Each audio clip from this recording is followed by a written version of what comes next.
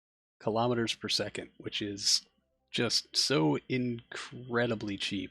But trying to dial this in to get an approach that we want here at Earth just really isn't working out for us, so the decision is made to move the correction burn to a mid-course, which of course we'll have to recorrect for after I screw up this burn. We've got 3.5 kilometers per second left in the tanks, which means that our margins here are a lot thinner than I would like them to be, but we'll try to make up for it by bleeding off the RCS tanks. We're going to leave a little in there in hopes that should we have to light these RL-10s up for a second time to make that mid-course correction, that we'll have some means of ullaging in our engines just a little bit, although it looks like we'll have right around 75 meters per second left in those tanks. And we'll just touch up this approach just a little bit, so at least we're hitting the sphere of influence. But with RCS on the payload kind of providing an assist, we're really kind of struggling to make this come in right where we want. So yeah, there will be a small mid-course. Oh no, there won't. That's our secondary package. My mistake. This is why I don't like doing these recordings weeks after the fact, because I never remember what actually happened. But yeah, we're still struggling with it just a little bit, trying to get this to translate to where we would like it to be. But it looks like we could do it if I just knew what buttons to hit. So we'll just let it wiggle for a little bit, and then try to kill the RCS at the appropriate moment when we're actually where we're supposed to be. But at least we've got the rendezvous, and that one's going to work out pretty well. So that's going to do it for this episode, everyone. Thank you so much for hanging out. I really do appreciate it, and I will see all of you in the next ones. Until then, see you later.